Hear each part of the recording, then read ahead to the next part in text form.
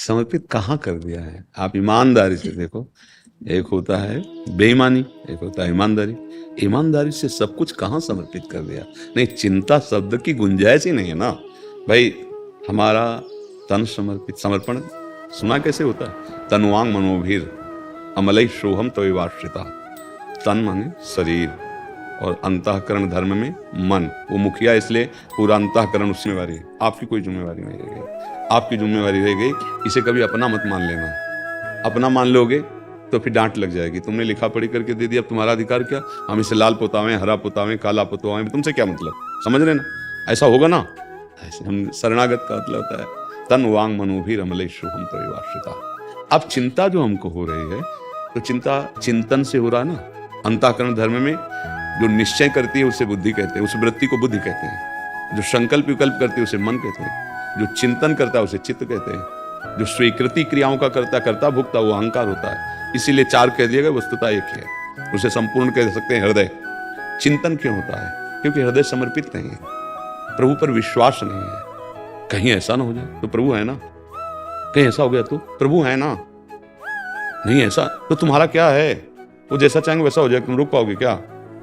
अंदर से भक्त हर समय विवेक के द्वारा जो भगवत समर्पित है उसको बार बार समर्पित करता रहता है। कहीं भी अहम से स्वीकार पुनः ना हो जाए, नाथ आप देख लो आपका। और ये जब तक साधु संग नहीं करोगे और नाम जप नहीं करोगे तब तक ये बात समझ में नहीं आएगी। जब ये जिभ्या प्रभु की वांग, तन वांग, वांग मन वाणी, अब इस वाणी से पातिव्रत धर्म की तरह सत्य बोलेंगे, मृदु बोलेंगे, हितकर बोलेंगे, भगवान नाम बोलेंगे, भगवत चर्चा करेंगे, कभी गाली नहीं देंगे, कभी किसी को बुरा नहीं बोलेंगे। वाणी पवित्र होना शुरू हो गई। भगवान को जो अर्पित कर दिया है तो परम पवित्र हो जाता है। जैसे वही मिठाई दुकान में है, 250 ग्राम लेके पाओ, स्वाद नहीं लगेगा। और जाओ भी बांके बिहारी लाल को भोग लगाओ, राधा वल्लभ जी को भोग लगाओ, तो इतना अगर मिलता है ना, इसी जगह थोड़ा प्रसाद देंगे आप, और जैसे दे एकदम हृदय में आनंद, और मुख में डालो तो अलौकिकता आ जाती है। गांव में जब थे, सत्यनारायण की कथा गांव में होती नहीं थी, तो पंजीरी और पंचामृत नहीं बटता है, इतना अच्छा लगता कि घर में 10-10 लीटर दूध हो रहा है, लीटर भर बना लो, उसमें क्या चीनी घोर के थोड़ा सा मेवा। वो जो प्रभु शालिग्राम को अर्पित हुआ है, स्नान किए, वो जो तो ऐसा लगता था कि दूसरी बार भी नंबर लगा दे, थोड़ी पंजीरी और पंचाम, भगवान के प्रसाद में स्वाद हो जाता है। देखो मतलब एक अलौकिकता है। चाहे जितना कोई धनी हो, प्रसाद बट रहा हो, तो उसका भी मन कहता है थोड़ा सा दे दीजिए, जबकि वो कुंतलों मिठाई खरीद सकता है, पर इतनी मिठाई के लिए कहेगा कि आप हमें देंगे थोड़ा सा प्रसाद का। तो ये जीवन बिल्कुल प्रसाद तुल्य हो जाता है, क्योंकि शरीर भगवान को अर्पित कर दिया, मन भगवान को अर्पित कर दिया, हमारा जीवन भगवतमय है। अब वो तब माना जाएगा अर्पित किया जब वाणी से भगवान नाम और हृदय से ठसक मैं प्रभु का हूं। फिर चिंता किस बात की? किस बात की चिंता? तो जैसे गाय बांधने वाला पहले खूंटे को देखता है कि ठीक से गड़ गया कि नहीं, अगर नहीं थोड़ा से भी हिला ना तो और प्रहार करके अच्छे से गाड़ देता है। ऐसे ही भगवान अपने भक्तों को देखते, हिल रहा है भी, श्रद्धा हिल रही, विश्वास हिल, तो ऐसी लीला करते हैं कि एक ही जगह रह जाती है बस। आपके सिवा प्रभु कोई नहीं। आप देख लो, वो कर तुम अकर तुम अन्यथा कर तुम, वो सर्व समर्थ है, सब कुछ कर देते हैं। उनके प्रति आश्रित हो जाना सबसे बड़ा भजन होता है, मैं प्रभु का हूँ, मैं प्रभु का हूँ। और वो कभी किसी के भाव और विश्वास को नहीं तोड़ते।